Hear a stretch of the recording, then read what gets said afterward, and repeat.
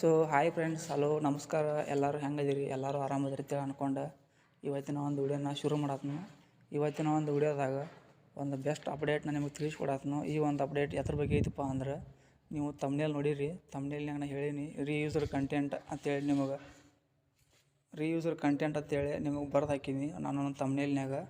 ಅಂದ್ರೆ ರೀಯೂಸರ್ ಕಂಟೆಂಟ್ ಅಂದ್ರೆ ಏನು, ರೀಯೂಸರ್ ಕಂಟೆಂಟ್ ಯಾಕೆಲ್ಲ ಬರ್ತೈತಿ ಯೂಟ್ಯೂಬರ್ಸ್ಗಳ ಮೆಸೇಜಿಗೆ, ಅಂದ್ರೆ ಇದರಿಂದ ನಮ್ಗೆ ಏನು ಬೆನಿಫಿಟ್ ಆಗತ್ತೆ, ಏನು ಸೈಡ್ ಎಫೆಕ್ಟ್ ಆಗತ್ತೆ, ಅದ್ರ ಬಗ್ಗೆ ಈ ಒಂದು ವಿಡಿಯೋನ ಪೂರ್ತಿಯಾಗಿ ಮಾಡತ್ನು. ಈ ಒಂದು ವಿಡಿಯೋನ ನೀವು ಪೇಷನ್ಸಿಂದ ನೋಡಿರಿ. ವಿಡಿಯೋನ ಪೇಷನ್ಸಿಂದ ನೋಡಿದ ಮೇಲೆ ಅರ್ಥ ಆದ್ರೆ ವಿಡಿಯೋಗೆ ಒಂದು ಲೈಕ್ ಕೊಟ್ಟು ಚಾನಲ್ಗೆ ಸಬ್ಸ್ಕ್ರೈಬ್ ಆಗಿರಿ. ಹಂಗೆ ನೀವು ಒಂದು ಫ್ರೆಂಡ್ಸ್ಗಳಿಗೆ ಈ ಒಂದು ವಿಡಿಯೋನ ಶೇರ್ ಮಾಡಿರಿ, ಅವ್ರಿಗೂ ಸ್ವಲ್ಪ ಯೂಸ್ಫುಲ್ ಆಗತ್ತೆ. ಹಂಗಿದ್ರೆ ವಿಷಯಕ್ಕೆ ಬರೋನು, ತಡ ಮಾಡೋದು ಬೇಡ. ಮೊದಲಿಗೆ ರೀಯೂಸರ್ ಕಂಟೆಂಟ್ ಅಂದ್ರೆ ಏನು ಅನ್ನೋದು ಟೈಟ್ಲ ಹೇಳ್ತೈತಿ. ಆ ಟೈಟಲ್ದಾಗ ಹೇಳ್ಬಿಟ್ಟ ನಾವು ರೀಯೂಸರ್ ಕಂಟೆಂಟ್ ಅಂತೇಳಿ. ಒಂದು ಸಲ ಯೂಸ್ ಮಾಡಿದ ವಿಡಿಯೋನ ಒಂಥರ ಕಂಟೆಂಟ್ನ ಟಾಪಿಕ್ನ ಹೊಳ್ಳಿ ಮತ್ತು ನಾವು ಯೂಸ್ ಮಾಡೋದಕ್ಕೆ ರೀಯೂಸರ್ ಕಂಟೆಂಟ್ ಅಂತ ಹೇಳ್ತಾರೆ. ಅದು ನೀವು ಒಂದು ಚಾನಲ್ದಾಗ ಆಗಿರ್ಬೋದು ಅಥವಾ ಇನ್ನೊಬ್ಬರ ಚಾನಲ್ದಾಗಿಂದ ಆಗಿರ್ಬೋದು. ಯಾವುದೋ ಒಂದು ವಿಡಿಯೋ ಇರಲಿ, ವಾಯ್ಸ್ ಇರಲಿ, ಫೋಟೋ ಇರಲಿ. ಅಂದ್ರೆ ಫೋಟೋ ನಡಿತೈತಿ, ವಾಯ್ಸ ಮತ್ತು ವಿಡಿಯೋ ಅಂದ್ರೆ ರೀಯೂಸರ್ ಮಾಡೋದು. ಹೊಳ್ಳಿ ನಾವು ಡೌನ್ಲೋಡ್ ಮಾಡ್ಕೊಂಡು ಹೊಳ್ಳಿ ಅಪ್ಲೋಡ್ ಮಾಡೋದಕ್ಕೆ ರೀಯೂಸರ್ ಕಂಟೆಂಟ್ ಅಂತ ಹೇಳಿ ಕರೀತಾರೆ. ಇದು ಯಾಕೆ ಬರ್ತದಪ್ಪ ಅಂದ್ರೆ, ನೀವು ಯೂಟ್ಯೂಬರ್ಸ್ ಆಗಿ ಮಾನಿಟೈಸೇಷನ್ಗೆ ಅಪ್ಲೈ ಮಾಡ್ತಿರ್ತೀರಿ, ಆವಾಗ ನಿಮ್ಗೆ ಈ ಒಂದು ಮೆಸೇಜ್ ಬರ್ತೈತಿ. ಇದರಿಂದ ನಿಮ್ಗೆ ಮನಿ ಅರ್ನ್ ಮಾಡೋಕೆ ಆಗೋದಿಲ್ಲ. ಮತ್ತು ಅದಕ್ಕೆ ಹೇಳಕತ್ತನು ವಿಡಿಯೋದಾಗ ರೀಯೂಸರ್ ಕಂಟೆಂಟ್ ಬರಬಾರ್ದಂದ್ರೆ ಯಾವ್ಯಾವ ಸ್ಟೆಪ್ ಫಾಲೋ ಮಾಡ್ಬೇಕಂತೇಳಿ ಹೇಳ್ತನು. ಮೊದಲಿಗೆ ಒಂದು ಸ್ಟೆಪ್ ಏನು ಹೇಳಪ್ಪ ಅಂದ್ರೆ, ಯೂಟ್ಯೂಬ್ ಚಾನಲ್ದಾಗ ನೀವು ಒಂದು ವಿಡಿಯೋ ಮಾಡಿರ್ತೀರಿ ತಿಳ್ಕೊರಿ. ಈಗ ಅಂದ್ರೆ ಒಂದು ವಾಟ್ಸಪ್ ಬಗ್ಗೆ ಒಂದು ಹೊಸ ಅಪ್ಡೇಟ್ ಬಂದಿರ್ತೈತಿ, ಅದ್ರ ಬಗ್ಗೆ ನೀವು ವಿಡಿಯೋ ಮಾಡಿರ್ತೀರಿ. ಅದೇನಾಗಿರ್ತೈತಪ್ಪ ಅಂದ್ರೆ ವ್ಯೂಸ್ ಬಂದಿರಂಗಿಲ್ಲ. ಅದಕ್ಕೆ ವ್ಯೂಸ್ ಬಂದಿರಲ್ಲ ಅಂತೇಳಿ ನೀವು ಅಂದ್ಕೊಂಡು ಏನು ಮಾಡ್ತೀರಪ್ಪ ಅಂದ್ರೆ, ಕೆಲವರು ಆ ಒಂದು ವಿಡಿಯೋನ ಡೌನ್ಲೋಡ್ ಮಾಡಿ ಅದನ್ನು ವಿಡಿಯೋ ಡಿಲೀಟ್ ಮಾಡಿ ಹೊಳ್ಳಿ ಆ ಒಂದು ವಿಡಿಯೋನ ಹೊಳ್ಳಿ ಅಪ್ಲೋಡ್ ಮಾಡ್ತಿರ್ತೀರಿ ನಿಮ್ಮ ಒಂದು ಚಾನಲ್ಗೆ.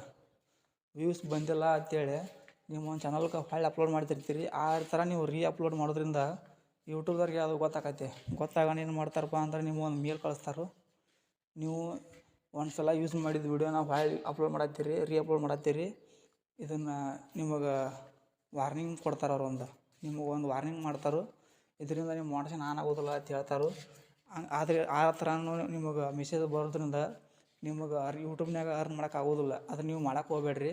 ಆ ವಿಡಿಯೋ ಓಡಲಿ ಬಿಡಲಿ, ಒಂದು ಸಲ ಅಪ್ಲೋಡ್ ಮಾಡಿದ್ರಂದ್ರೆ ಅದನ್ನು ನೀವು ಹೊಳ್ಳಿ ಅಪ್ಲೋಡ್ ಮಾಡೋಕೆ ಹೋಗ್ಬಾರ್ದು. ಅದನ್ನು ಡಿಲೀಟ್ ಮಾಡಿ ಅಪ್ಲೋಡ್ ಮಾಡೋಕೆ ಹೋಗ್ಬಾರ್ದು. ಚಾನಲ್ಗೆ ಪೆಟ್ಟಾಕತಿ ಇದರಿಂದ. ಮತ್ತು ಇನ್ನು ಎರಡನೇ ಒಂದು ಟ್ರಿಕ್ ಹೇಳ್ಬೇಕಂದ್ರೆ, ಈಗ ಕೆಲವೊಂದಿಷ್ಟು ಯೂಟ್ಯೂಬರ್ಸ್ಗಳು ಇರ್ತಾರೆ, ಅವರು ಭಾಳ ಫೇಮಸ್ ಇರ್ತಾರೆ. ಅವರ ಒಂದು ವಿಡಿಯೋನ ನೀವು ಡೌನ್ಲೋಡ್ ಮಾಡಿ ನಿಮ್ಮ ಒಂದು ಯೂಟ್ಯೂಬ್ ಚಾನಲ್ದಾಗ ಹಾಕ್ತಿರ್ತೀರಿ.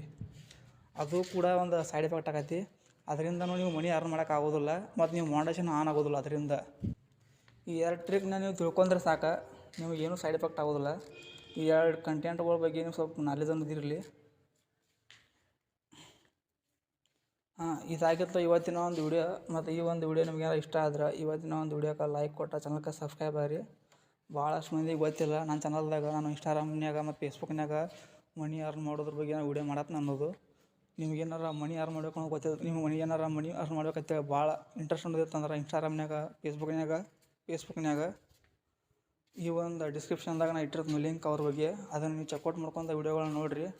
ಟ್ಯೂಟೋರಿಯಲ್ ಮಾಡಾಕೀನಿ. ಮತ್ತು ಮುಂದಿನ ಒಂದು ವಿಡಿಯೋದಾಗ ಇಂಥದ್ದೊಂದು ಬೆಸ್ಟ್ ಟಾಪಿಕ್ನ ತೊಗೊಂಡ್ಬರ್ತೀನಿ. ಅಲ್ಲಿವರೆಗೂ ಟಾಟಾ.